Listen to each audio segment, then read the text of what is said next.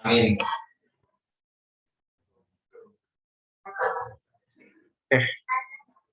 Bismillahirrahmanirrahim. Assalamualaikum warahmatullahi wabarakatuh. Saya Azdan Wijaya. Di sini saya dalam mata kuliah studi fikih biologi C akan membahas tentang mazhab dan ikhtilaf para ulama. Pengertian dari mazhab.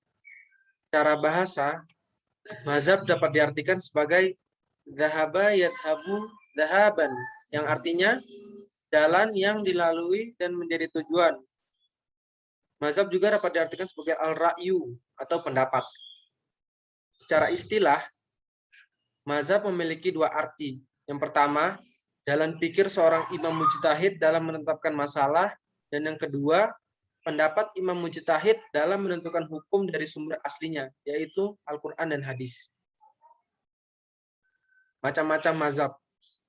Yang pertama ada mazhab Hanafi. Mazhab Hanafi didirikan oleh Imam Abu Hanifah atau disebut atau bernama lengkap Al-Nu'man Ibnu Sabit Ibnu Zufi At-Tamimi. Imam Abu Hanifah mengajak pada kebebasan berpikir dalam memecahkan masalah-masalah baru yang belum terdapat dalam Al-Quran dan As-Sunnah. Ia banyak mengandalkan qiyas dalam menentukan hukum. Dasar-dasar yang digunakan pada mazhab Imam Hanafi yaitu pertama, Al-Quranul Karim, yang kedua, sunnah dan atsar yang sahih dan juga masyhur. Yang ketiga, fatwa sahabat. Yang keempat, ada qiyas dan ihtisan. Dan yang terakhir, ada adat dan uruf masyarakat.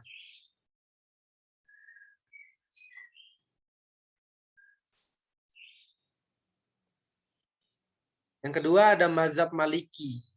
Mazhab ini dibangun oleh Imam Abu Abdillah Malik bin Anas Asy-Syabahi, keturunan bangsa Arab dari dusun Zu Asbah Himyar, dahulu bekas jajahan negeri Yaman. Dalam fatwa hukumnya, ia bersandar pada pertama Al-Quran, Sunnah, Ijma' Ahlu Madinah, Qiyas, dan Istishab. Lalu ada mazhab Syafi'i. Mazhab Syafi'i dibangun oleh Imam Muhammad bin Idris Asy-Syafi'i, seorang keturunan Hashim bin Abdul Muthalib. Imam Syafi'i mampu menghafal Al-Quran di usianya yang ke-9 tahun. Mazhab Syafi'i terdiri dari dua macam, yaitu Al-Qadim atau mazhab yang dibentuk sewaktu hidup di Irak, dan Al-Jadid atau mazhab yang dibentuk sewaktu hidup di Mesir atau setelah pindah dari Irak. Dasar-dasar atau sumber hukum Imam Syafi'i dalam mengistinbat syira adalah pertama, qiyas, istishab, dan Alkitab. Lalu ada sunnah mutawatirah, dan juga ijma' serta khabar ahad. Yang keempat ada Imam Hambali.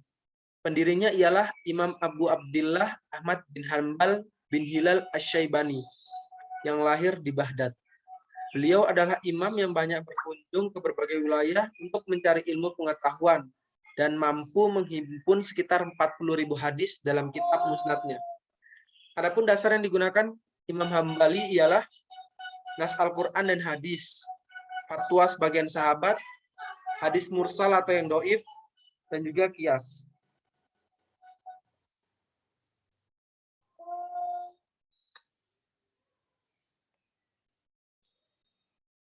Yang kedua adalah ikhtilaf. Cara bahasa, ikhtilaf diartikan sebagai ikhtilafa, ikhtalifu, ikhtilafan, yang berarti perselisihan. Dengan lawan katanya ittifaq atau kesepakatan. Menurut Kamus Besar Bahasa Indonesia, ikhtilaf diartikan sebagai perbedaan pendapat atau perselisihan. Cara istilah, ikhtilaf diartikan sebagai perbedaan yang terjadi di kalangan para ulama atau mujtahid dalam memahami sebuah teks syariat, Al-Quran, dan hadis. Ikhtilaf dalam penafsiran Al-Quran, menurut Dr. Wasim Fatullah, beliau mengatakan bahwa ikhtilaf yaitu ketidaksepakatan para pengkaji Al-Quran memahami suatu lafaz Al-Quran terkait kesesuaiannya dengan kehendak Allah Ta'ala dari ayat itu, di mana mufasir menyimpulkan makna yang tidak disimpulkan oleh mufasir lainnya, Artinya, setiap perbedaan kecil pemahaman dalam penafsiran Al-Quran, entah itu kecil apapun, ia akan tetap dikategorikan sebagai ikhtilaf. Menurut Dr. Wasim Fatullah juga, beliau membagi ikhtilaf menjadi dua, yaitu ikhtilaf tanawu atau perbedaan yang bersifat variatif, dan juga ikhtilaf kontadoh, yang berarti perbedaan yang bersifat kontradiktif. Ikhtilaf tanawu yaitu kondisi di mana memungkinkan penerapan makna yang berbeda ke dalam ayat yang dimaksud. Atau jika maknanya sahih, atau mungkin semakna namun diungkapkan dengan cara yang lain. Atau terkadang maknanya berbeda tapi tidak saling menafikan. Sedangkan untuk ikhtilaf tadah berarti ketika makna-makna itu saling menafikan satu sama lain dan tidak mungkin diterapkan secara bersamaan. Bila satu di antaranya diucapkan, maka yang lainnya harus ditinggalkan. Kita lihat faktor apa sih yang terjadi, gimana faktor perbedaan, kenapa bisa terjadi perbedaan di antara mazhab-mazhab yang kita sebutkan di atas. Ini terdapat dua faktor. Yang pertama faktor internal dan juga eksternal. Dari faktor internalnya kita bisa lihat beberapa alasan. Yang pertama karena kedudukan suatu hadis. Yang kedua tidak sampainya suatu riwayat. Ketiga berbeda mengartikan kata-kata nas. Yang keempat perbedaan metode dalam menghadapi dalil-dalil yang secara tekstual bertentangan. Kelima, perbedaan memahami hadis Nabi. Dan yang terakhir, perbedaan dalam hal penguasaan. Sedangkan yang untuk yang faktor eksternalnya, itu dapat dilihat beberapa alasannya. Yang pertama, berbeda perbendaharaan hadis. Kedua, kurangnya memperhatikan situasi saat Nabi bersabda. Tiga, banyak terpengaruh oleh pendapat yang diterima dari para ulama sebelumnya atau ijma ulama sebelumnya. Yang keempat, ada yang berpandangan terlalu berlebihan terhadap amaliyah-amaliyah yang disunahkan dan juga berbeda dalam pandangan politik. Perkembangan ilmu fikih. Perkembangan ilmu fikih dapat kita lihat menjadi beberapa periode. Yang pertama, periode Rasulullah Shallallahu Alaihi Wasallam. Jadi periode ini dimulai sejak diangkatnya Nabi Muhammad Shallallahu Alaihi Wasallam menjadi Nabi dan Rasul hingga wafat. Periode ini dibilang sangat singkat, hanya 22 tahun. Tetapi periode ini sangat menentukan dan berpengaruh terhadap perkembangan fikih selanjutnya. Masa Rasulullah ini yang banyak mewariskan jumlah nas-nas hukum baik dari Al-Quran maupun sunnah. Nah, periode Rasulullah ini juga dibagi menjadi dua. Yang pertama ada periode di Mekah dan juga di Madinah. Dan yang kedua adalah periode sahabat. Pada saat ini dunia Islam mulai meluas sehingga masalah baru juga mulai bertimbulan.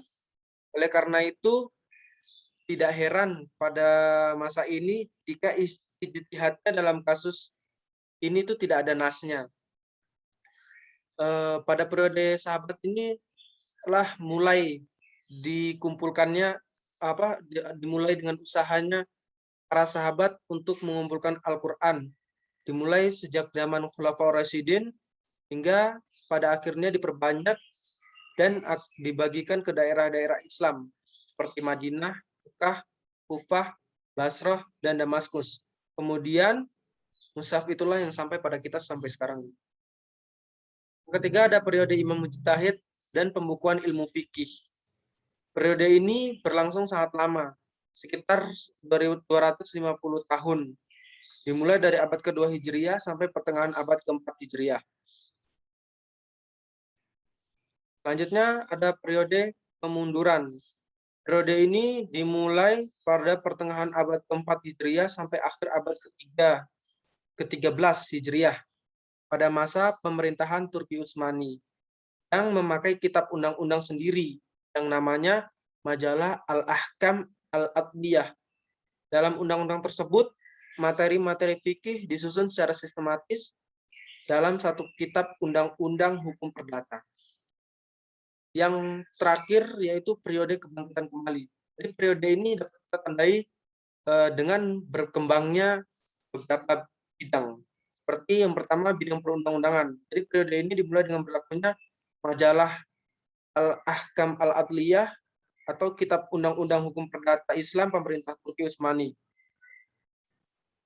Yang kedua adalah bidang pendidikan, yang mana pada sekitar tahun 1966 Indonesia diperkenalkan dengan mata kuliah Fikih Siasah pada Fakultas Syariah yang banyak berorientasi pada kemaslahatan dalam penerapan hukum serta menekankan prinsip-prinsip hukum dan semangat ajaran fikih Islam.